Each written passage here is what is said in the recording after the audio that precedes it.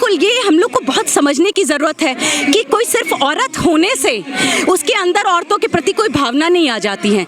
एकमात्र बात ये होती है कि वो किस विचारधारा से जुड़ी हुई है। वो एक फांसीवादी विचारधारा, तो वो फांसीवाद का ही स्थापित करेगी, वो औरतों की आज़ादी के लिए नहीं बोलेगी। नहीं तो आज क्यों कठुआ के नाम पर भी इनको सड़कों पर उतरना चाहिए था। इनको उतरना चाहिए था जब उन्नाव के में और वो बेचारी औरत के साथ, वो लड़की के साथ जो हो रहा था, उस समय नहीं बोलते हैं। वो विचारधारा के साथ खड़े होते हैं, वो औरतों के हक के साथ। संसद पे तो चिल्लाती है महिलाओं के सम्मान के लिए। वो उन महिलाओं के सम्मान के लिए जब उनके हक की राजनीति हो रही होती है। जब इनके, आप खुद देख लीजिए, इनका खुद का तो एमएलए था ना उन्नाव में, क्या हुआ? तो कुछ नहीं बोलेंगे ये लोग। जब इनके अपने लोग हैं तो वो रेपिस्ट ही हैं, उन लोगों को वो पूरा। महिलाएं सांसद, एमपी, विधायक हैं, वो भी इस मुद्दे पर नहीं बोल रहे। कोई नहीं बोल रहा है, क्योंकि हर किसी को एक ही चीज चाहिए। इस देश में अब राजनीति जो होने वाली है वो दंगों की राजनीति होने वाली है। अब अभी हमारा देश सबसे ज्यादा जो अनएम्प्लॉयड का रेट है, अनएम्प्लॉयमेंट का 56 ईयर्स में सबसे ज्यादा है। तो ये बता रहा है कि पूरा देश एक बहुत ही खतरनाक दौर से गुजर रहा है। नौजवानों के बीच इतना ज्यादा असंतोष है, वो कहाँ जाएगा? वो उतरेगा सड़कों पे, तो उसको बताया जाएगा कि जो 2 करोड़ मुसलमान है वही उनका नौकरी ले जा रहे हैं। तो उनको ये नहीं दिखेगा कि ये तो इनकी सत्ता है, ये हमें नौकरी देने के लिए तो सिर्फ 2 करोड़ में तो सबको नौकरी मिलेगी भी नहीं। तो ये समझने की वजह उनका खुद का गुस्सा होता है और वो फूट पड़ता है।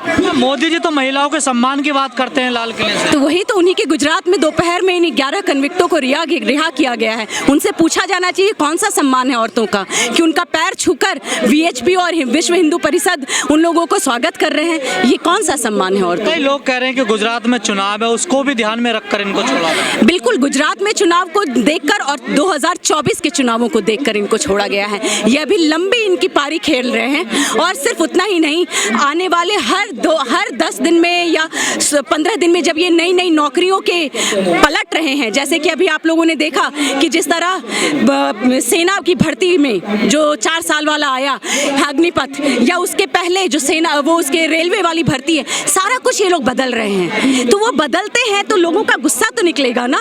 तो वो गुस्सा को किस तरह चैनलाइज करेंगे मुसलमानों की तरफ, दलितों की तरफ? ये रिजर्वेशन में तुम्हारा नौकरी ले जाते हैं, नौकरी ही नहीं है। जब नौकरी ही नहीं है तो कौन ले जाएगा? तो ये समझना हमें जरूरी है। कानून का पूरा पालन किया गया है। हाँ, ये कानून का पालन, इसकी भी चीजों को समझिए। जो पहली चीज हुई, इन लोगों ने बोला अमृत महोत्सव पे जो एमएचआरडी का निर्देशन आया था हर राज्य को कि रिमिशन दिया जाएगा, माफी दी जाएगी, और उसमें 14 ऐसे अपराधों का लिस्ट गिनाया गया था जिनमें किसी को भी रिहा नहीं किया जाना है। उसमें स्पष्ट तौर पर इंगित किया गया था कि जो इस तरह गैंगरेप करने वाले या रेप करने वाले, मर्डर करने वाले, इन लोगों को रिहा नहीं किया जाएगा। लेकिन ये जब इनको रिहा करना था तो ये तो सिर्फ रेपिस्ट नहीं, मर्डरर नहीं, गैंगरेपिस्ट थे। तो इन्होंने, गुजरात सरकार ने बोला कि हमने 1992 का जो उनकी पुरानी रिमिशन की पॉलिसी है जो आउटडेटेड है, उसके बिना पर हमने रिहा किया है। तो आपने 15 अगस्त को क्यों रिहा किया? तो देश में बताने के लिए कि हम लोगों ने अमृत महोत्सव पे रिहा किया, और पॉलिसी 92 की जो कि खत्म हो चुकी है। तो सुप्रीम कोर्ट में जो याचिका दर्ज हुई, उस याचिका में आप देख सकते हैं कि पूरे सत्ता में फांसीवाद किस तरह पोर पोर में समा गया है। सुप्रीम कोर्ट ने एकदम, जैसे घर का कोई बदमाश बच्चा होता है तो नहीं बोलता अरे बेटा क्या करते हो, तो उसी तरह एक हल्की सी झिड़की दी गुजरात राज्य को कि आपको देखना चाहिए था, और केंद्र सरकार को बोला कि आपको इसमें देखना, अरे तुम्हें सीधे बोलना चाहिए कि रद्द करो। 11 कन्विक्ट जो कि 3 साल की बच्ची को आप सिर पटक कर पत्थर पे मार डाला, आप उसको कैसे रिहा कर सकते हैं?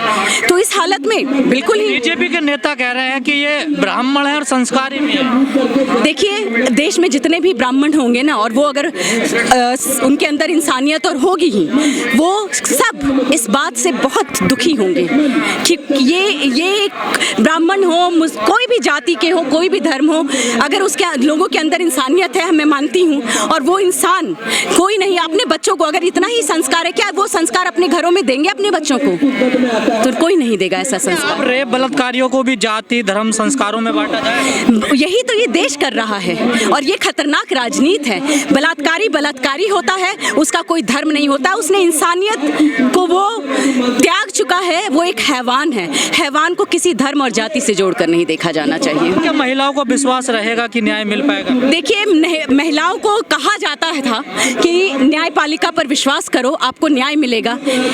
वैसे भी पहले कोई न्याय नहीं मिला है, कभी यहाँ FIR तक होता नहीं था।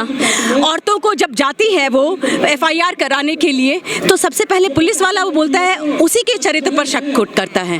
तो आप ऐसे देश में आप क्या उम्मीद कर सकते हैं? लेकिन इसके बाद जो 15 अगस्त को हुआ है, मुझे नहीं लगता है कि किसी भी औरत को, ना केवल न्यायपालिका, पूरी व्यवस्था पे कोई भरोसा रह गया हो। लोग कह रहे हैं कि बिल्किस बानो मुस्लिम है, इसलिए ज्यादा मुद्दा यही तो मुद्दा बनाया गया है इसीलिए। और मुझे देश के हर संवेदनशील व्यक्ति, महिला और हर उस तबके से कहना है कि ये कौन सी राजनीति को आप मान रहे हैं। ये इसको मुसलमान होने से ये अपने पैर पे कुल्हाड़ी मारना है।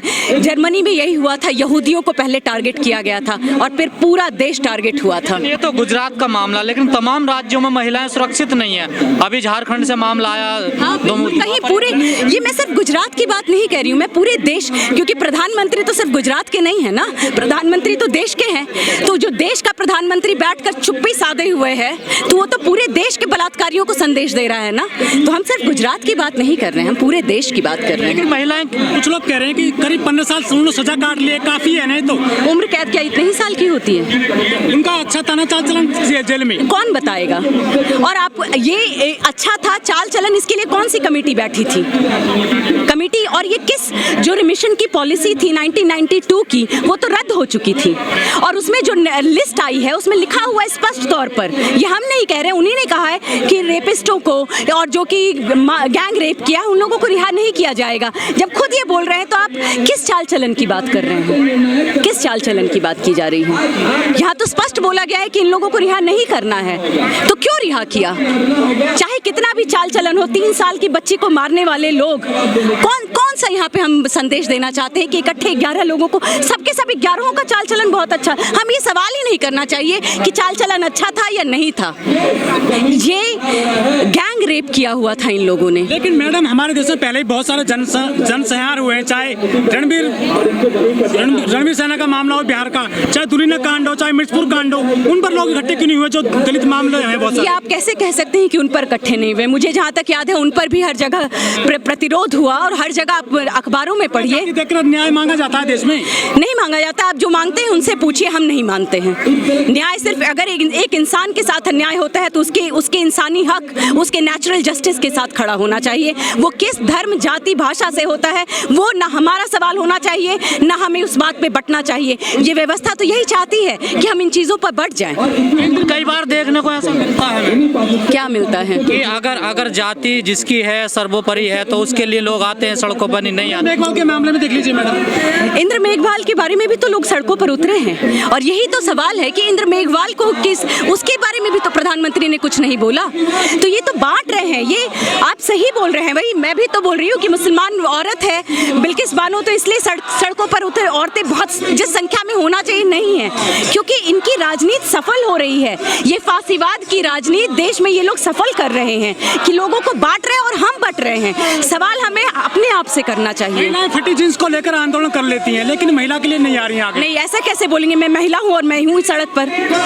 आप ऐसे नहीं, आप हैं 2-4 नहीं, सब 2-4 लोग, जो बड़ी तादाद में महिलाएं जो, देखिए प्रोग्रेसिव महिला भी आती है, ऐसा नहीं है, पर मैं बार बार यही कहूंगी कि यहाँ देश को ये लोगों ने बांट दिया है। और दूसरी एक बात निश्चित ही है कि जब मजदूर तबके से कोई औरत होती है तो उसके हक के लिए निश्चित ही ये बड़े बड़े घरों में जो वाकई सिविल सोसाइटी, हाँ, जो सो कॉल्ड फेमिनिस्ट जो अपने हकों के लिए, उनको ये मजदूर औरतें नजर नहीं आती हैं और मजदूर औरतों के साथ होने वाला अन्याय वो नहीं है। तो लेकिन फिर फिर भी हक के लिए जब अगर अपराध तो अपराध ही है ना। अपराध है और उसके लिए हर किसी को आवाज उठाना चाहिए। जो शासन कर रही है सरकार, इसी तरह के बलात्कारियों, रेपिस्टों, मर्डरों की ये पार्टी है और इन्हीं का आज शासन होने जा रहा है। क्योंकि देश में अगर आम जनता को देने के लिए नौकरी नहीं है, अगर उनको देने के लिए बच्चों को शिक्षा और रोजगार नहीं है, तो वो क्या देंगे?